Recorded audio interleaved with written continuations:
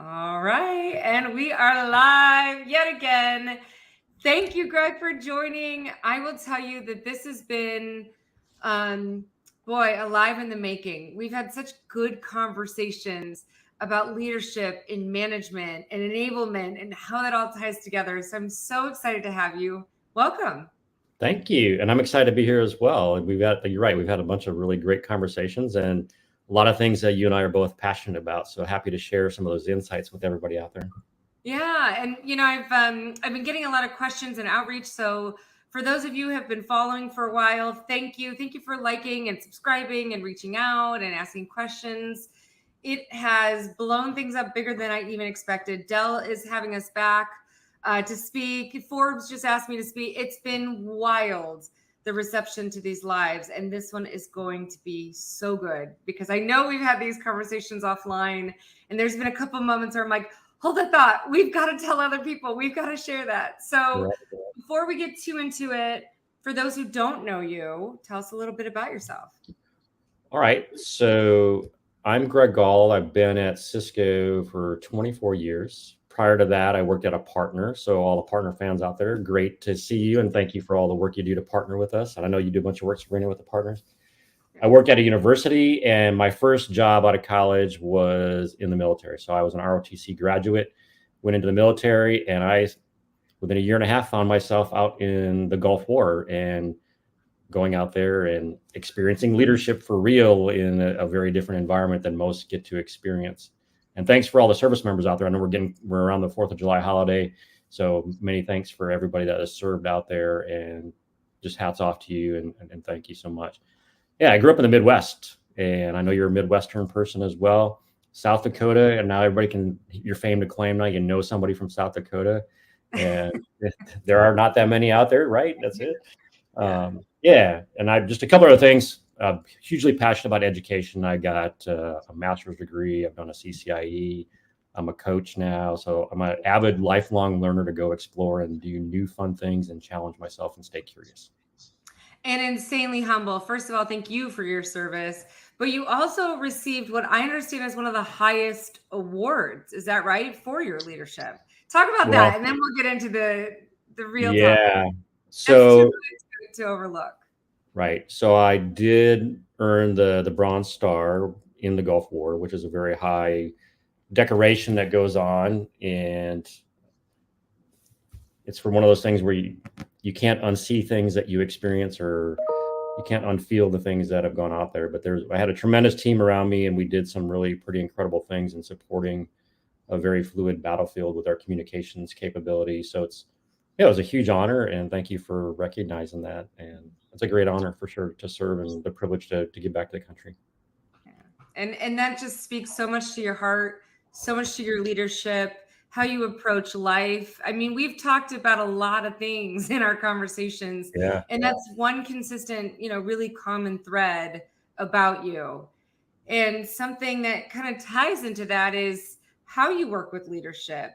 And we were having this really interesting conversation. That was one of my we've got to talk about that Yeah. moments. Is this difference? And I've never heard it before. You were the first person to kind of explain this to me. So paint this picture for us. But what's the difference between leaders and managers? Fair enough. Yeah. Hopefully this will resonate for a lot of people out there. And I think it's what really is a true test of the difference between a leader and a manager is how do the employees feel about their experience at work?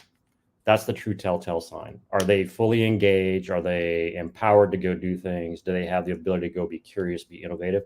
So a manager, to me, in a lot of ways, is functional. They just operationalize the environment. Hey, do you have all the stuff that you need? Do you have your PTO? I checked the box. I did that. There's a lot of things it just becomes very functional and operational.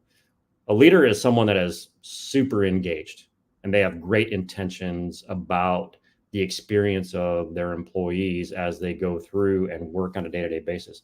How well is that team collaborating with each other? What's it feel like to show up at work? I mean, you got to really be engaged with the feel and the movement of the people around and what's happening out there. And when you have conversations like, hey, as a leader, do you care about what's going on as that person for that person as just as a human being? A lot of times you just ask a simple question like, how are you doing? And you might be surprised. You got to be ready. You got to buckle in, because the answers you may get sometimes you might not be ready for. And hopefully your people are willing to really tell you how they are doing, because then you get like a very open, transparent, honest, engaging and kind of environment where people can feel like, I can trust this person as a leader, and I can go and engage and be my true self. So ask the questions about that with your people. Are people able to be who they really are? So to me, that's what it feels like. And I've had tons of experience doing that. And I can see it like when I do coaching as well, if people are really able to get to that point as a leader. How about you, Sabrina? What's your sense on that response in our conversation? That's interesting, because one of the things that really sparked sort of this mental rabbit hole that I went down after that conversation was that managers are insecure and leaders are really secure in sort of what they're doing, and their goal is to support their team in really meaningful and you hit it with the right word, intentional ways. And I thought that is so interesting. Just thinking back to the mentors and leaders that I've had and managers that I've had, you could still check the boxes and be a fairly decent manager. But something that I think you and I both click on is how important it is, if you really want to make a difference, not just in the world, which everyone knows is, the soapbox I will die on. I get it, the hill I'll die on, but also for your own team, for your own company's innovation, for yourself. I mean, in my opinion, I think it makes you a better person too, when you come with that level of intentionality and security. When all of a sudden it becomes less about you and more about them. But I also know one of the main questions that I get faced with most of the time offline, almost always, I can guarantee I'll get at least 3 or 4 after this live. Okay.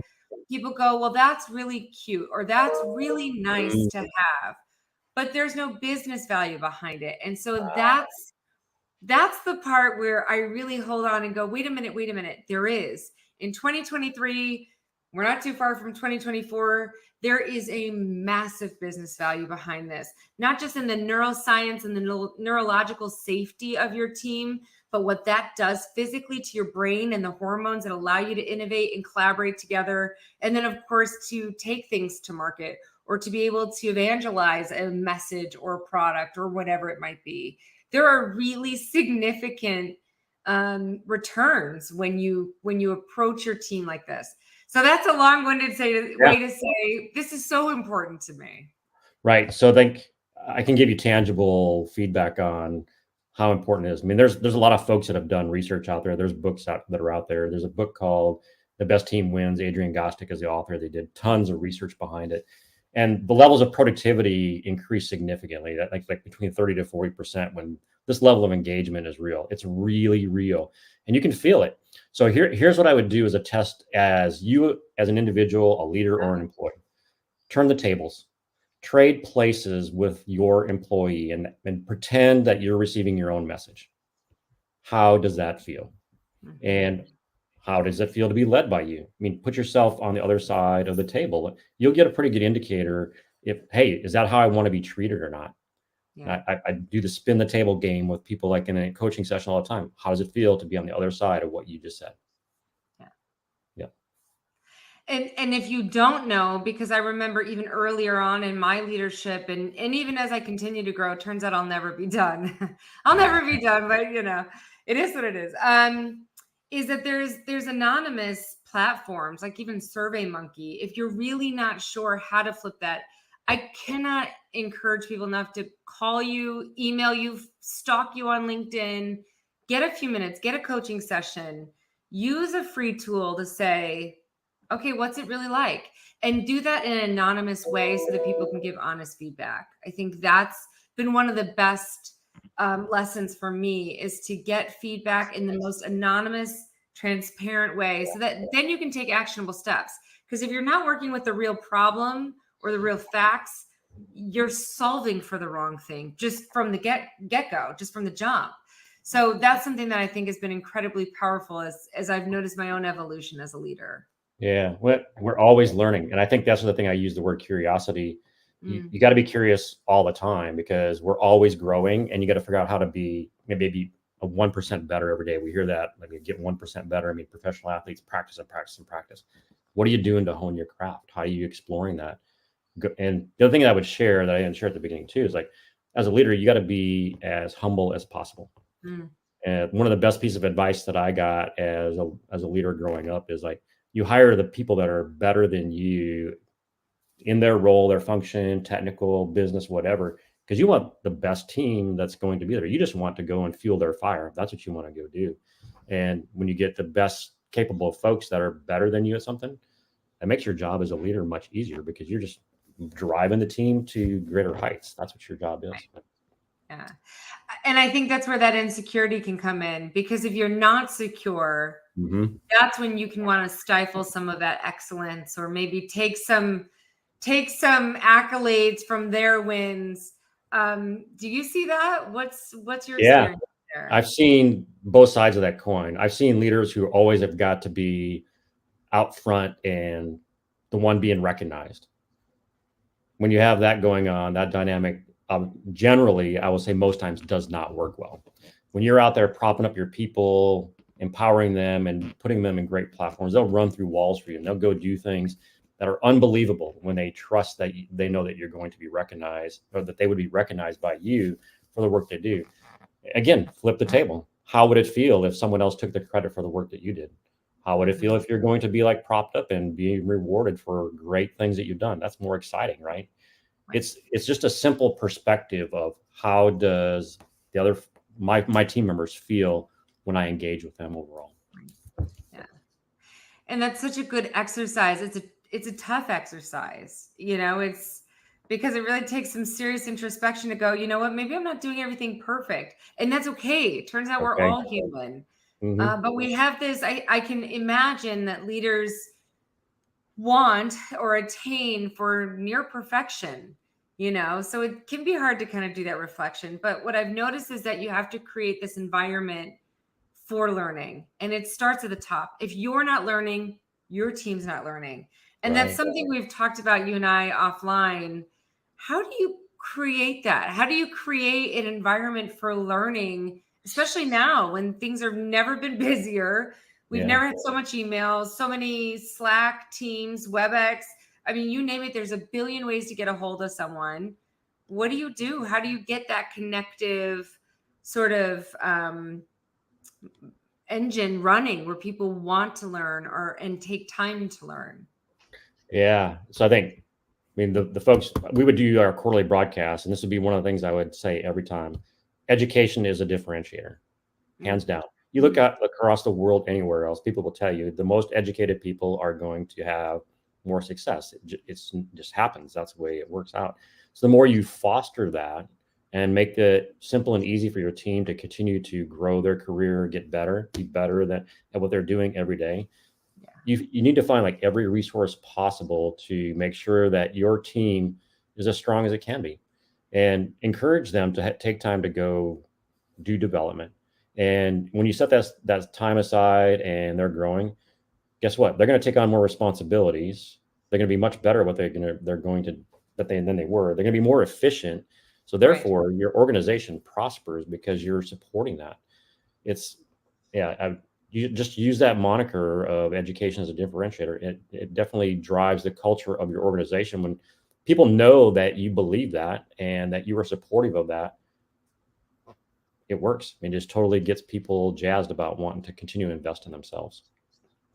Is there a particular modality, or as a leader, should you say, I want you to invest energy in learning and growing in these areas as a team or as an individual? Go find the resources, or here's 3 of the top ones that I love, or here's a program that I've built out uniquely for our team. Is there a best practice there, or it depends? Well, it's going to be an "it depends" answer, but here's how I think you facilitate in the most productive way. I use the word engaging with your team very early on in the conversation. You should be having, like, these kind of career conversations on a very regular basis. It doesn't mean you're having, like, hours long conversations about, hey, Sabrina, what do you want to be working on? What resources do you need? Within our company, we say you own your own career, your own path. However, as a leader, you got to go foster that, and you got to challenge people and also facilitate getting resources to them. So if you're engaged, that conversation should be regular, fluid, and very dynamic. And all right, today I might need this set of training, or I just need this amount of time. Hey, there's maybe a course that's coming up. It's going to be in 3 months. It's going to cost X amount of dollars. Well, I know that now. Now I can go try to budget and secure that money to make that happen. The ongoing engagement and intentionality of making sure you understand the development of each person when you talk to them is critical, because it becomes a little bit at a time kind of moniker of you're going to have regular progress, and that 1% better all the time becomes more simple because you're doing it in little tiny chunks along the way, as opposed to, okay, here's a career development conversation once a year. That's not going to work. It's just not going to work, because you're going to be like in a place where it's going to be like, oh, it's going to feel overwhelming at that point in time. Yeah. You know, I was reading a statistic that you remember about 30% of what you hear. So if even if you invest an hour a week, imagine the impact of an hour a week versus your point, where maybe there's, 1 week a year or something like that. And the way our brains learn is we chunk information to what we know, to what we're learning. So it builds on each other. It's like the foundations of math. First you learn numbers, then you learn addition, then subtraction, and eventually trigonometry or whatever it might be, if you're me, astrophysics, whatever it might be, But there's these foundational blocks that if you want to get from here to here, if you want to progress in your career at any level, the amount of investment you take in yourself is where you're going to see that growth. And I think sometimes we think, oh, we don't have time for learning. I don't have time for that. And years ago, I had a mentor tell me, and I've been doing this with my teams ever since, and even outside of Continuum, where we do something called an investment block. Because if it's not on your calendar, it's not going to happen. Right. There are other things that are going to fill your calendar, especially if you're in IT, because people can see your calendar, pop a meeting in, and then there goes your investment block. So what we do is we physically block out time. And I'm curious to get your approach to this. You might say, Sabrina, this is ludicrous. This is the wrong approach. So keep me honest. And then I think that at least what I found to be helpful is that there's a general direction you want your team to go in. But then to your point, there's individualized where we go, you know what, Greg, you're awesome at this. I really see you doing more thought leadership and more public speaking, because your insights on where the market is and where it's going is what our company stands for. And that's a strength for you. I really want you to invest in this area. Maybe it's not something your whole team is investing in, but that's your unique differentiator. And we want to highlight that. What do you think about having that two-pronged approach? Is that too much learning? Is that too much? Not at all. So I think for me, I like to challenge people to raise the bar a little bit all the time. Yes, you do. So sometimes folks would be like, that feels uncomfortable. Like the latest team that I took over, some of the things that we got there like within 6 months, probably faster than we thought we were going to go to. And now there's more swagger going on. Like, okay, what are we going to take on next? They're more bold, and like you build in that confidence, not arrogance, but just humble confidence about we can go do this. And then people get excited about what's next. How do I go become? And I like to use the word, I want you to be a thought leader in your area of expertise. Yeah. Right. And then how do I go do that? Because I want people to come to you as opposed to you being like, okay, find out how to go figure this out. That's part of our role. And when you prop people up to the place where I'm going to aspire to go do that, then they're excited about it. And then they become more passionate about it at the end of the day. So, but I do agree, you got to be very intentional, like we talked about earlier, about setting time aside, and you got to protect people for that amount of time that they're going to be investing in themselves. Because otherwise people will gobble up their calendar and like, well, why is this person not showing up? Like, hey, we're investing in them right now, or they're investing in themselves to learn so they can be way more efficient on the next engagements that we've got going forward. Absolutely. Right. And that's your job as a leader to kind of put a little bit of Heisman on that to say, no, that time's required. Right. So I know we're already at 19 minutes. It always goes too fast, but I do want to talk to you about coaching. I am unequivocally unashamed of how much coaching I have. When I decided to run a marathon, I got a running coach. Now I'm doing my first triathlon, I have a swimming coach. When I started in IT, I got an executive coach. When I started doing a lot of the public speaking, I got a speaking coach. I am coached galore. When I was studying for the bar, guess what? I got a legal coach. Yeah. I love coaching. I think it's silly for us to try to learn alone. I think that could be probably one of the biggest mistakes I see across from whether you're an individual contributor, early in career, changing your career all the way to an SVP or a CEO. I think that's one of the biggest downfalls is when we try to do this alone. Right. What kind of guidance, if people are looking, because you're a coach, I mean, you coach a Mhm. lot of these people. Of course, you have a full-time job of a massive Yeah. leadership role at Cisco and just doing some really amazing things. But from a coaching perspective and a learning perspective, is there guidance there? What are the maybe the signs, the red flags, green flags on when you should get a coach? Yeah. I think when you're in a place where you feel when you're feeling stuck on something and trying to get through a challenge or an issue and it's just not happening, that's a sure sign that's out there. One thing that I would suggest to think about is all the things you described, every coach that you described, it helped you open the aperture of what's possible, Mhm. what's going on. And that's what a coach does. They help you look at things from different angles that maybe you're not going to look at. And a coach doesn't give you the answers, by the way. They ask you questions that are thought provoking to challenge you, and the answers lie within you as an individual. And that's the beauty of what a coach can go do. They can help draw that out, and that gets that energy built around you as a person, help get different ideas, draw different action plans, and then guess what? Hold you accountable, help you hold yourself accountable for making that stuff happen. So to me, it's like when you want more and a bigger perspective on things, like I said, open the aperture. That's a great place that a coach can go help you go do that. Yeah, completely agree. Completely agree. Well, for those who would like to reach out to you or get in touch with you, where's a good place for them to reach you? Yeah, I think the best place I love to be on LinkedIn. You can get out and go out there. Coach Greg Gall is the moniker. You just look me up, Greg Gall, and you'll find it. You'll see a picture of it and of me out there. So happy to engage that way. I would love to direct message and bounce stuff back and forth with folks. If you want to engage in sessions, we can make that happen as well. Yeah, it's going to be exciting. But I mean, I do some work with veterans as well. So they're the veterans communities or people transitioning from military to civilian. Absolutely love engaging. That's one of the niche areas that I love to engage as well. So thank you again, all the veterans out there, for all the freedoms you provide for us.